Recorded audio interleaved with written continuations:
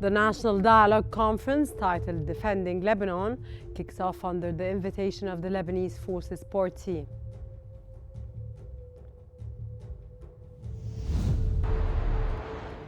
Lebanese Defense Minister Maurice Salim declares that Lebanon does not seek war, but will not accept continued Israeli assaults.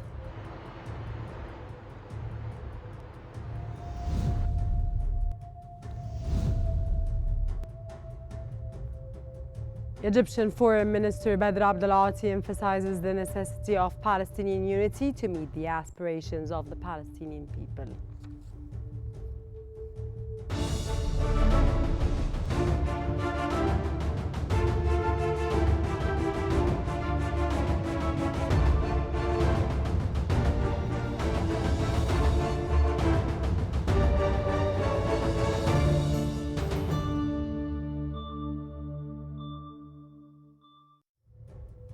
It's exactly 4 p.m. local time, and you're now watching Qnews. Let's start our bulletin with the latest developments in Lebanon.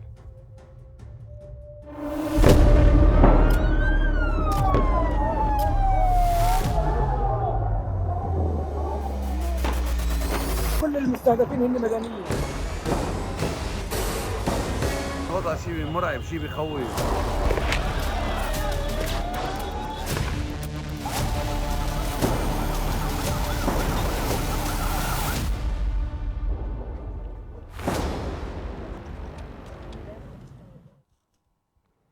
The Lebanese government has reported over 2,200 deaths and about 10,300 injuries. Lebanon has been attacked 9,588 times by the Israeli occupation forces since October 2023.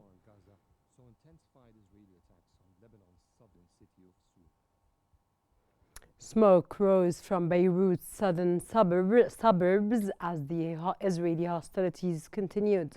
Over the past 24 hours, 57 airstrikes have been recorded, bringing the total number of Israeli assaults since the start of the aggression to 9,588, according to a statement released by the Lebanese Government Emergency Committee.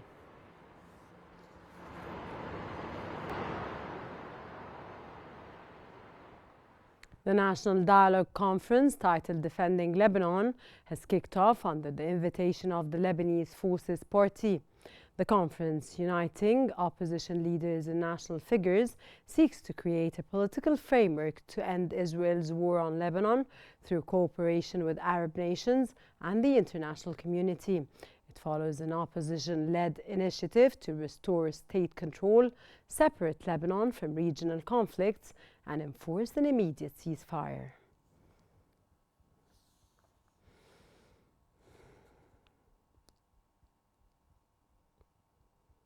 For 3 weeks, Israel has escalated attacks on Lebanon, targeting civilians and violating international humanitarian law, drawing global condemnation and intensifying regional tensions as Hezbollah retaliates with rocket strikes.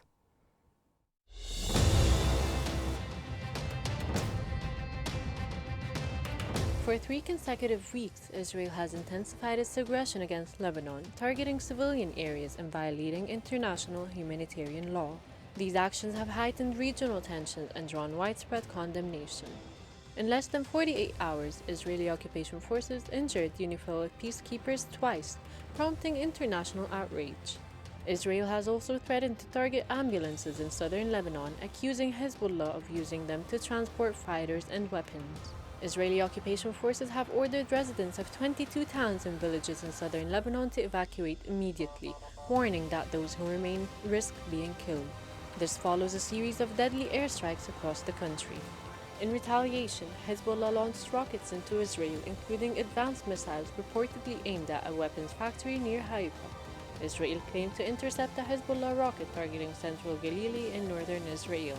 One Israeli airstrike leveled a 3-story building in Kawthariyat al-Sayyad, Nabateya, while another raid on al-Bisariya in the Sidon district killed at least 4 people and wounded 3 others. As Israel's operations continue in clear disregard of humanitarian principles, the conflict threatens to escalate further, sparking urgent calls for accountability and restraint.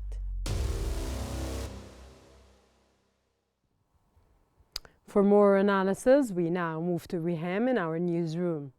Thank you, Rana. To help us better understand the humanitarian situation right now in Lebanon, in addition to what's happening with the medical sector there, we're now joined from Beirut by Dr. Abir Kurdi, the head of the Order of Nurses in Lebanon. Thank you so much for joining us here on Q. Hello. Dr. Abir, thank you for having us. Thank you for joining us. Firstly, Dr. Abir, could you give us an overview of the developments when it comes to the healthcare sector, given the ongoing bombardment of the Israeli army to much of the country in general? What has happened to the healthcare sector now? Now the healthcare sector is in danger for sure, with the more and more escalations. We have lots of healthcare facilities and hospitals that are out of order now. 5 hospitals in the south stopped working. Other hospitals also in Beirut suburbs and other areas being targeted also are only operating as emergency operations. Lots of other units stopped working. Healthcare workers are sometimes not leaving the hospitals because there is danger for the transportation, so they are also at risk. Other healthcare related professionals like ambulance and other rescuers also are in danger and they are being targeted, so we are at risk for sure. Which kind of brings me to the next question, Dr. Abir.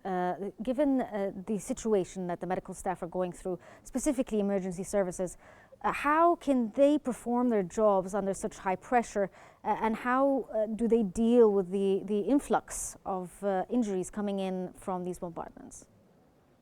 Actually, as you mentioned, we have lots of civilians who evacuated their place of residence now. And we have also lots of casualties after each air strike. So we have a lot of patients that are being given the first aid only in some of the hospitals, also in areas that are hot areas, as we say. And then we are coordinating with all the ambulance services to transfer them to other hospitals in a safer, more or less, area. Yes, we don't have to forget that these hospitals are also overwhelmed now with the number of casualties, and we are in need to give them more nurses. At the Order, we are trying to also support them with more nurses. Yes. And also you need more doctors and other healthcare. Have there been volunteer doctors coming in from other countries to help out with the situation in hospitals across Lebanon? Till now, we have enough resources. We are mobilizing our resources from one area to another, from the danger zone to a more safer zone, and this is why we are able to support each other. Some doctors, yes, contacted the Order of Physicians, and they are coordinating with the Ministry of Public Health and the Order of Physicians in case also they are going to join. Some specialized doctors stay in certain specialties based on the number of casualties and the type of injury and trauma we have. Yes. Since you've mentioned like injuries and number of casualties and stuff, could you sort of describe an average day for a healthcare worker? What kind of injuries do these healthcare workers see on a daily basis across Lebanon? We have lots of burns. We have amputations. We have severe bleeding and lots of cases with brain injuries, critical cases, fractures, all types of severe injuries. Sometimes we have ophthalmo, but we have a lot of burns, as I want to re-stress. And in Lebanon, we don't have a lot of beds to treat the burn patients. Well, hopefully there will be ways to handle the situation on the ground. But could I ask you about the displaced people, since you've also mentioned this? Is Lebanon seeing the same kind of displacement that we've seen in Gaza, where the displaced are seeking shelter within medical facilities because they feel it's safer to seek shelter in these medical facilities to get away from the shelling?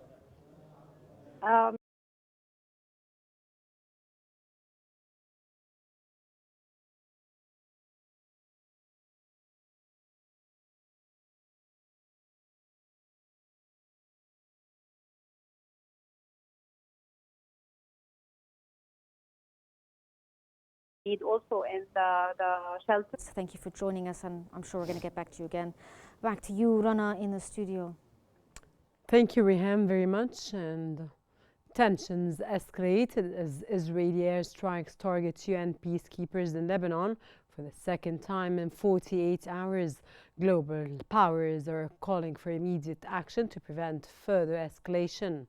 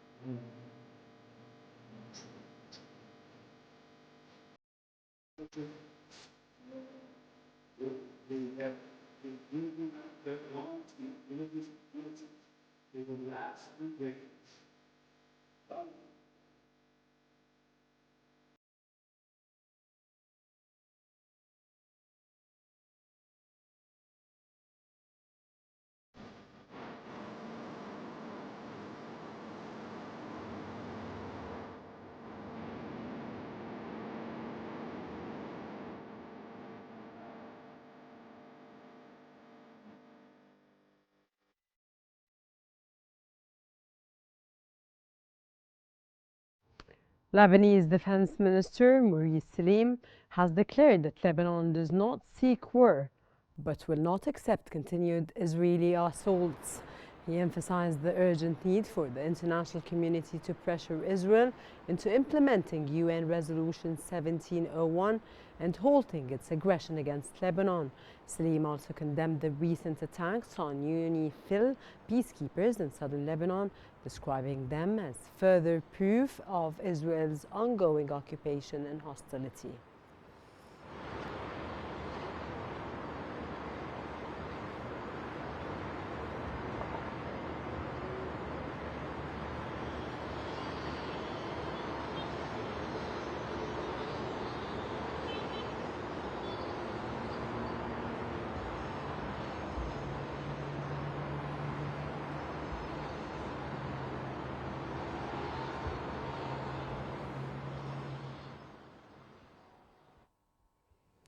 Iranian Parliament Speaker Mohammad Baghar Kalibaf has met with Lebanon's caretaker Prime Minister Naguib Mikati in Beirut. Following his meeting with Lebanese Parliament Speaker Nabih Berri, Kalibaf held a press conference. He later visited the Iranian embassy in Beirut, where he engaged in discussions with Lebanese MPs and party leaders.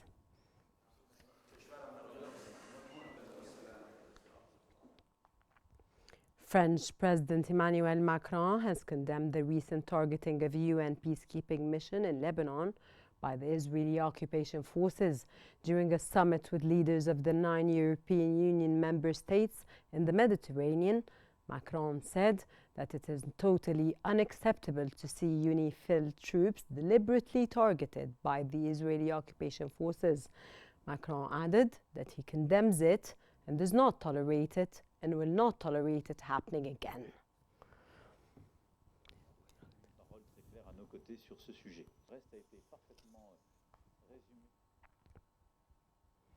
U.S. envoy to Lebanon has emphasized that the United States had not given the green light for any military operations in Lebanon. He further noted that the U.S. is committed to strengthening the Lebanese army's capabilities in the south. He added that President Joe Biden has been working hard to achieve a ceasefire during the UN General Assembly session. He also stressed that the need to fully implement UN Resolution 1701 to resolve the conflict. Situation in Lebanon and the need to escalate tension. Italian Prime Minister Giorgia Meloni has strongly condemned the recent targeting of the UN peacekeeping mission in Lebanon. Meloni said that the attack was unacceptable, asserting it violated UN Resolution 1701. In a joint statement, France, Italy and Spain expressed outrage over the assault on the peacekeepers at the UNIFIL's main base in Naqoura.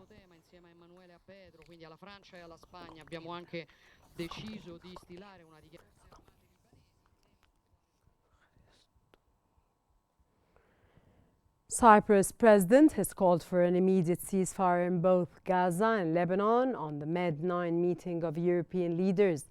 The leaders met in an attempt to devise ways of de-escalating the Middle East conflict, which is threatening to engulf Lebanon and trigger a wider humanitarian crisis.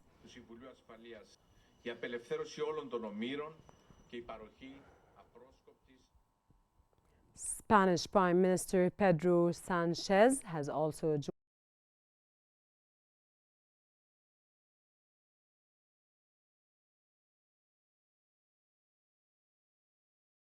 joined unacceptable and urged other governments to follow Spain's example and stop arms sales to Israel.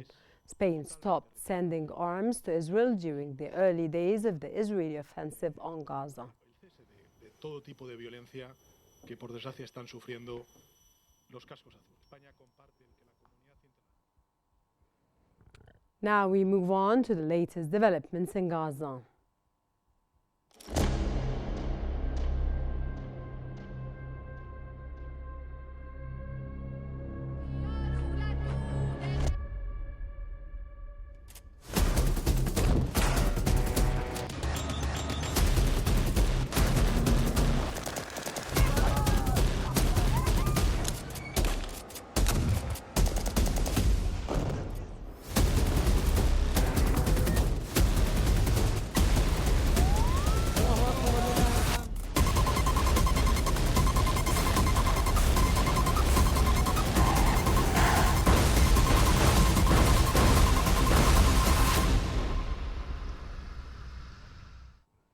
At least 42,175 have been killed and over 98,000 others injured in Israel's occupation attacks on Gaza since last October.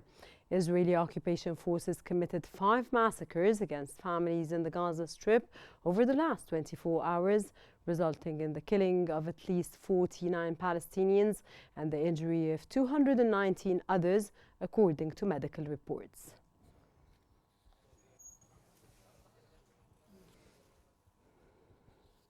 The Israeli occupation forces have renewed their orders for Palestinians in northern Gaza to leave their homes and shelters. Israel's military spokesman told people to leave parts of Gaza's Sheikh Radwan neighborhood and other areas in and around Jabalia. In a post on X, he asked people to head south to Mawasi, a packed area in southern Gaza designed by the military as a humanitarian zone.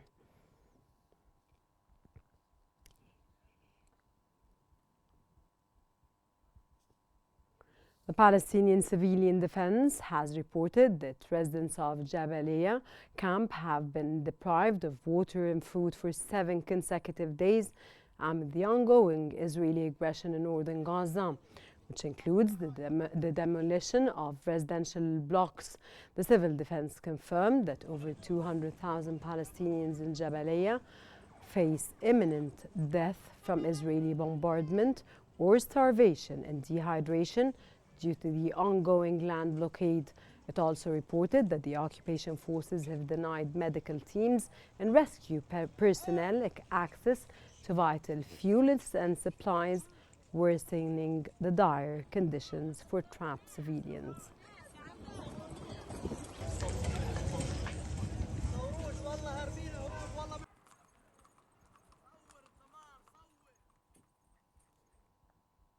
Palestinian media have reported that the Israeli occupation forces have demolished residential buildings west of Palestinian side of Rafah in southern Gaza. Israeli airstrikes also targeted the El Mawasi area in the Palestinian side of Rafah, alongside intense artillery shelling on the eastern parts of Khan Yunis in southern Gaza.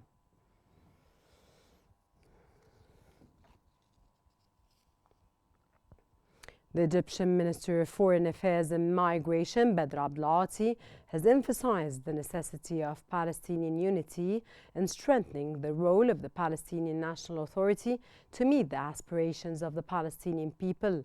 During a meeting with a delegation from the Palestinian Fatah movement led by Mahmoud El Aloul, the deputy chairman of the movement, Abdel-Ati reiterated Egypt's rejection of plans to displace Palestinians and attempts to separate the West Bank from Gaza.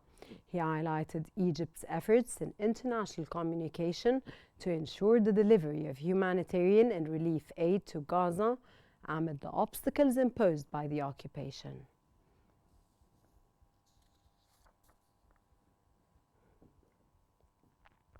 Jordanian Foreign Minister Ayman Safadi has urged the United Nations Security Council to lift Israelis' immunity and immediately ban arms sales to the country. Safadi emphasized the need to compel Israel to comply with international law and to end all its illegal wars to prevent dragging the region into an all-out regional conflict. He noted that the occupation will not cease its crimes unless Israeli Prime Minister Benjamin Netanyahu and his extremist ministers are held accountable.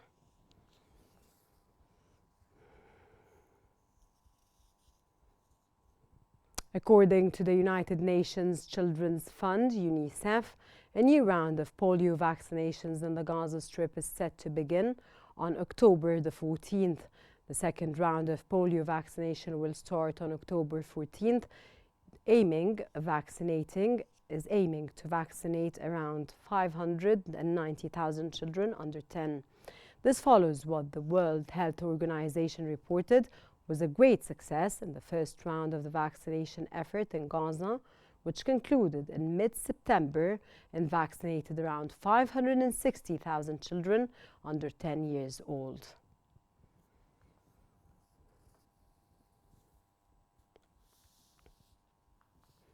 United Nations officials have voiced concerns that an Israeli offensive and the evacuation orders in northern Gaza might affect the second phase of the polio vaccination campaign set to start next week. In Gaza's north, the Israeli occupation forces have been pursuing an offensive in recent days, sending its troops into Jabalia, the largest of Gaza's 8 historic refugee camps, as well as the nearby town of Beit Hanun and Beit Lahia. 3 attempts by the UN Health Agency and partners to assist the evacuated patients from northern Gaza hospitals have been thwarted this week. Which is to implement a successful second round, particularly to ensure that, and then to Shifa and diseases. This brings us to the end of our news bulletin. Here's what we have been covering. The National Dialogue Conference titled Defending Lebanon kicks off under the invitation of the Lebanese Forces Party. Lebanese Defense Minister declares that Lebanon does not seek war, but will not accept continued Israeli assaults.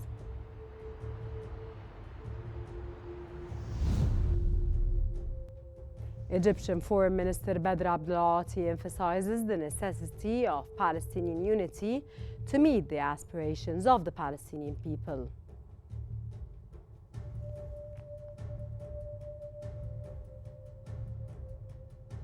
This concludes our news bulletin for the hour. Don't forget to follow Q News on YouTube, Facebook, X, Instagram, and TikTok @QNewsEG to stay informed. For real-time updates, connect with us on the UMS digital platform. Watch it. Thanks for watching and stay tuned for more coming up here on Q News.